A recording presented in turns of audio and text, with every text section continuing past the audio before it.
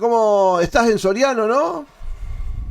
No, yo en Maldonado, en El Piriápolis. Maldonado, en Soriano, te dije, te cambié de lugar de. No, soy de Soriano Ah, y soy mercedario, pero hace 5 años que ando por acá, un poco más, ahí está. por el este.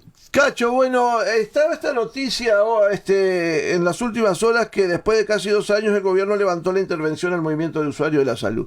Contame un poco en qué están. Y en primer lugar, que es una buena noticia, Ujú. y en segundo lugar, la preocupación por el momento en que recuperamos la herramienta y todo lo que hay para hacer. ¿Sí? Y esto nos lleva a razonar cuáles fueron los verdaderos motivos de la intervención. Ajá. Contame Este, porque tenemos tiempo. Así instruimos un poco al oyente sobre cómo fue qué le pasó al movimiento de usuarios, cómo llegaron a esa situación. Y vamos a. bueno, el Movimiento Nacional de Usuarios de Salud Pública y Privada es una organización social de carácter nacional, con un desarrollo organizativo prácticamente en todo el país, en algunos departamentos con inserción profunda, en algunos pueblitos del interior, en otros lugares un poco menos, pero es una herramienta que tiene unos cuantos años, que tenía una tradición de lista única en sus elecciones para renovar la dirección, que se renueva cada 2 años, Sí. hasta que el periodo anterior, no, 2 periodos para atrás, que me tocó ser presidente en el periodo anterior, Ajá. un conjunto de militantes viejos del movimiento nos juntamos y dijimos, vamos a armar una lista con los que pensamos parecido. ¿A qué se debía eso? Se debía al balance que nosotros hacíamos de en qué situación estaba el Sistema Nacional Integrado de Salud Ujú. y qué es lo que pensábamos que podía pasar Claro, hacia adelante. Que viniera una fuerza política no muy amigable con los objetivos de la reforma. claro. Esa elección, en una dirección de 19 integrantes, adjudicó 11 a la lista ganadora, que es la nuestra, la lista 33, y Ujú. 8 a la lista perdedora. Ajá. La lista perdedora no aceptó ser minoría, vació los organismos de dirección, no participó. Eso medio que se juntó Ujú. con la época de la pandemia y comenzaron a cuestionar algunas cosas. Hubo una segunda elección con un resultado exactamente igual, 11 cargos para la mayoría, 8 para la minoría, Ujú. pero esta gente nunca aceptó ser minoría. Presentaron algunas denuncias Mira. sobre los manejos de los recursos, sobre algunos detalles en cuanto a la última elección, algunos detalles que tenían alguna base, porque nuestro reglamento electoral tenía alguna contradicción que había que corregir, el reglamento electoral, Ajá. y nosotros estábamos dispuestos a corregirlo, y ahí el gobierno decretó una intervención a través del Ministerio de Educación y Cultura y designó un interventor a costa del movimiento, Ajá. con un sueldo de más de 30.000 pesos, IVA incluido, que había que pagarlo con recursos del movimiento. La resolución decía plazo máximo de Ujú. 6 meses para depurar el padrón y convocar a nuevas elecciones, Ajá. que un poco era lo que habíamos propuesto nosotros, que estábamos dispuestos a reformar el estatuto electoral y bueno, está. Esos 6 meses se extendieron a 6 meses más, esos 6 meses más se extendieron a 6 meses más Ajá. y en realidad los seis meses, que era el plazo máximo, se convirtió en 2 años, más de 2 años. Y en noviembre del año pasado, el interventor convocó en noviembre, era un poco antes, convocó a una asamblea para resolver la elección. Se aprobó la elección, se hicieron propuestas para la comisión. La minoría planteó suspenderla la reunión porque ellos entendían que, no sé, creo que era que volaba una mosca blanca en vez de una negra. Ajá. Y, y la asamblea consideró que estábamos en quórum y que la asamblea iba a seguir. Se retiraron de la asamblea Inmediatamente que se retiraron, el propio interventor propuso levantar la asamblea, insólitamente dándole la razón a la minoría. Ajá. La asamblea resolvió continuar, aprobó la fecha de la elección se hizo y la gente de la lista 19, que es la lista opositora, no se presentó. ¿Por qué decimos nosotros que eso se junta con otras cosas? Y se junta porque yo tengo adelante mío un documento, Línea de Trabajo 2021, que es lo que elaboramos como base para entender en qué situación estábamos y cuáles eran nuestras críticas y qué es lo que pensábamos hacer. A ver. Y ahí nosotros sosteníamos que de los 3 pilares de la reforma, cambio en el modelo de financiamiento, cambio en el modelo de gestión y cambio en el modelo de atención, considerábamos que se había avanzado mucho en el cambio de modelo de financiamiento, es mucho más democrático lo que hubo, lo que hay que lo que había, incluyó a mucha gente. Se avanzó algo, pero falta mucho en el cambio de modelo de gestión, y donde está el verdadero cuello de botella, donde está nuestra mayor preocupación, es en el cambio del modelo de atención. Y lo explico para que la audiencia lo entienda. El cambio del modelo de atención implica priorizar el primer nivel de atención. Es decir, prioriza o se plantea hacer centro en la salud, prevenir y promover prácticas de salud. ¿Y qué es lo que pasa? Que nuestro sistema de salud está altamente mercantilizado en un gran sector para el cual el negocio no es la salud sino la enfermedad. Por lo tanto, de motu propio, jamás van a avanzar si no hay una rectoría, si el cambio en el modelo de gestión no controla que realmente inviertan y trabajen en el primer nivel, porque su negocio no es la salud sino la enfermedad. Y a eso le sumamos otro par de cosas que para nosotros nos parece muy importante: la distribución de recursos humanos en salud, donde Montevideo, con el 45% de la población del país, Montevideo y el área metropolitana, concentra el 70 y pico, 73, 74% de los recursos humanos en salud. Y nos queda un 27% para todo el resto de la República, y de todo el resto de la República, de ese 27%, solo el 8% está al norte del Río Negro. Por lo tanto, si en departamentos cercanos a Montevideo, como Colonia, hay dificultades, imagínate lo que es en Artigas, Tacuarembó, Cerro Largo. Eso es multicausal, tiene muchas causas, pero nosotros lo que planteamos era abrir una discusión, poner el tema arriba de la mesa para que haya un proceso que apunte a mejorar eso. Porque la razón principal de eso, que es mucho más fácil atender varios kioscos, tener multiempleo en Montevideo.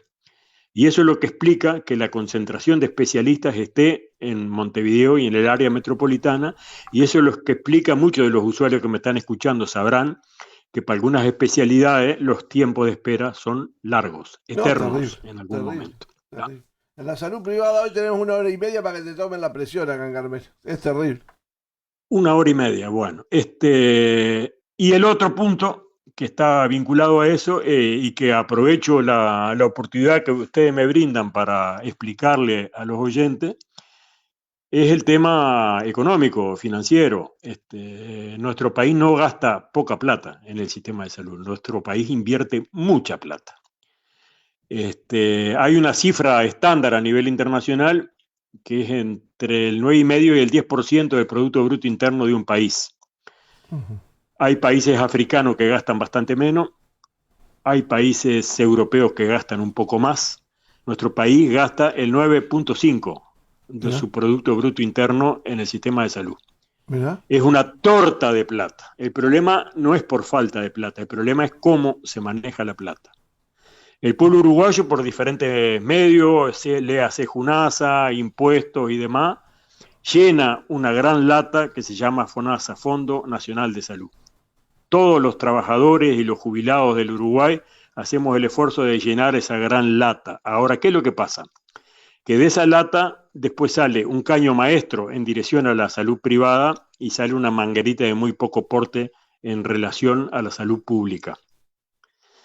Si uno hace la división de todo el dinero que recibe ACE para funcionar, por la vía que sea, vía rentas generales, por la vía que sea, todo el dinero lo divide por el millón largo de usuarios que tiene ACE, nos da una determinada cifra por cabeza.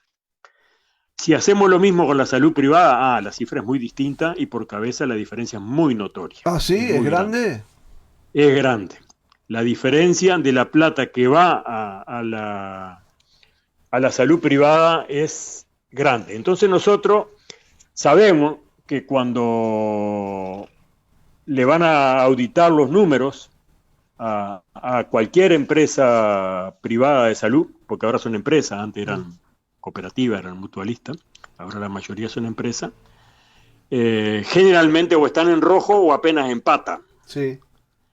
Pero cuando le ponemos la lupa a cómo gastan la plata, entonces nos encontramos con algo que nosotros en ese documento del que yo te estoy haciendo mención, que es un documento que tiene 5 años, que es del 27 de julio del 2019, nosotros planteamos allí que en el sistema de salud de nuestro país existe renta oculta en forma de salario.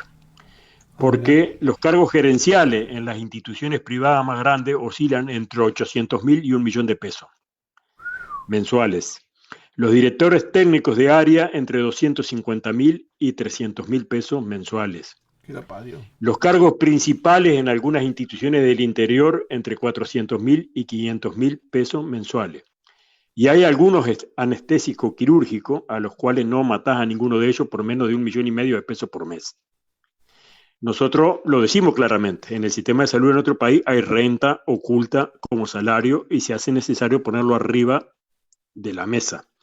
Porque cuando nosotros intentamos poner eso en discusión, nos dicen que son empresas privadas, que no nos podemos meter. Sí, son empresas privadas, pero funcionan con un fondo público, que es el FONASA. Por lo tanto, la discusión tiene que ser pública y los oyentes y los usuarios tienen que entender que eso hay que ponerlo arriba de la mesa. Nosotros teníamos como objetivo atacar todas estas cosas y bueno, ¿qué es lo que se juntó? Se juntó que los que se hicieron cargo en estos últimos años, en estos últimos 4 años largos del sistema de salud, la intención era no ir en la dirección que nosotros planteábamos y lamentablemente teníamos adentro del movimiento de usuarios alguna gente que inocentemente se prestó para eso. Creo que hay algunos otros que no tan inocentemente presentaron denuncia, aprovecharon la volada, congelaron la herramienta durante 2 años y pico. Claro. Y en estas cosas que nosotros pensábamos que había que avanzar, ¿qué es lo que estamos viendo? Un enorme retroceso. Ha habido un retroceso en los derechos y en la prestación de la gente. A ver, un ejemplo claro, contundente de lo que estamos hablando. Casa de Galicia, que estaba con problema económico, pide un auxilio monetario que no se lo dan y la ponen a remate. La rematan. Sí. La compra Círculo Católico y la compra con la plata de todos los que me están escuchando, porque la compra con un préstamo del Banco República, que es propiedad del Estado, por lo tanto es propiedad de todos los uruguayos. Por lo tanto, nosotros mismos le prestamos la plata para que compraran, Círculo Católico comprara Casa de Galicia. Sí. Ahora, en el último año, si uno va a ver los servicios que Círculo Católico le vendió a ACE y que dispararon de una forma monumental, yo no tengo a mi mano, pero se puede investigar, en cuanto aumentaron los servicios que Círculo Católico le vende a ACE, es un disparate, es millonaria la cuenta. ¿Y dónde le presta esos servicios? En el ex sanatorio de Casa de Galicia. Claro. Bueno, pero el gerente o el presidente de ACE hasta hace muy poco era un ex gerente del Círculo Católico. Por lo tanto, ese es un claro ejemplo de muchos otros que hay a lo largo y ancho del país de gente sentada de los 2 lados del mostrador. Claro. Entonces, en función de eso, convenía tener la herramienta del movimiento de usuario congelada. Si bien hay compañeros que a lo largo del territorio siguieron trabajando, Este es el resultado, y además la misma mano que resolvió la intervención del Movimiento Nacional de Usuarios por 6 meses, lo extendió por 6 más, lo extendió por 6 más y lo llevó a 2 años y pico, es la misma mano que sostiene en el directorio de ACE a una directora supuestamente representante de los usuarios, que fue denunciada por el movimiento de usuarios ante la justicia por un presunto delito de estafa, que fue analizada su conducta por la Comisión de Ética de nuestro movimiento, que recomendó sacarla de filas del movimiento, dicho en criollo, recomendó expulsarla, y hubo una asamblea que sin ningún voto en contra, con 3 o 4 abstenciones, la expulsó del movimiento. Su partido político la pasó a la Comisión de Disciplina y la expulsaron de su partido político. Sin embargo, esa señora, que está denunciada ante la justicia por un supuesto delito de estafa, sigue sentada en el directorio de ACE porque es funcional a lo que ha pasado en los últimos 4 o 5 años. La última... ¿no? Qué increíble que siga. Las dos cosas van de la mano. Para entender la intervención hay que tener claro que las dos cosas van de la mano, y que los usuarios vean si ha mejorado o ha empeorado la atención que reciben en el prestador que sea. Se van a encontrar que esto que decimos es tal cual decimos, y ese era el objetivo de la intervención.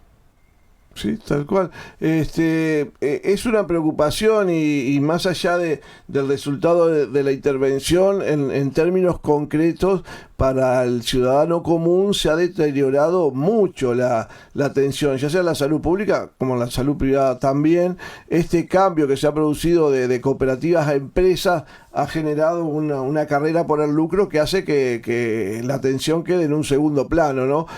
¿Cuál es la idea del movimiento ahora, Cacho? ¿Por dónde van? Bueno, ahora estamos... yo no integro la nueva dirección, pero los compañeros me pidieron que durante este periodo, hasta que se instale la nueva dirección electa en la última elección, que oficie como vocero. Yo no la integro a la nueva dirección. ¿Por qué te retiraste? ¿No quisiste estar más en...? Y no, porque hubo otros representantes de mi departamento, del departamento que estoy, porque si se proponen para integrar la lista gente de diferentes departamentos, me parecía en lo personal que había que dar lugar a otra gente. Además, yo ando con alguna otro tipo de tareas que me insumen bastante tiempo. Claro. Pienso hacer un trabajo territorial acá en el departamento donde estoy, pero los compañeros en el día de hoy están pidiendo 2 cosas. Una, que convocar a la nueva dirección para el segundo sábado de agosto, la nueva dirección para que se instale, y están pidiéndole a las autoridades del MEC y a la gente que ofició como interventores que le devuelvan al movimiento, porque todavía no le han hecho, los recursos financieros, las tarjetas, para poder pagar los pasajes y concretar la reunión. Claro, es decir, porque si el MEC contesta positivamente, habrá una reunión el segundo sábado de agosto, se instalará la nueva dirección del Movimiento Nacional de Usuarios. Porque ahora tienen que reconstruir todo lo que es las representaciones en todo el país, ¿no? Porque además no están funcionando. Claro. En el directorio de ACE, como dije, está sentada una persona, claro, que no tiene respaldo ni social ni político. En la JUNASA no hay representación de los usuarios, y la mayoría de las juntas departamentales de salud, de los consejos asesores honorarios, tampoco están funcionando. Claro. Hay que empezar a remar de bastante más atrás. Ahora, es importante que la gente entienda de que el sistema de salud es nuestro. La reforma asegura y garantiza que todos debemos tener el mismo nivel de atención, no importa en qué prestador nos atendamos ni en qué lugar de la República vivamos, pero si el 73-74% de los recursos humanos de salud están concentrados en Montevideo y el área metropolitana, porque supuestamente en una economía de mercado como la nuestra nadie puede obligar a nadie a ir a trabajar donde no quiere, supuestamente ese es su derecho, pero los usuarios tenemos garantizada por la Constitución de la República y por las leyes que crearon el Sistema Nacional Integrado el mismo nivel de atención, no importa donde vivamos. Por lo tanto, allí hay un choque de dos derechos que hay que ponerlos arriba de la mesa, que hay que empezar a debatirlo y ojalá empiece un proceso que tienda a corregirlo.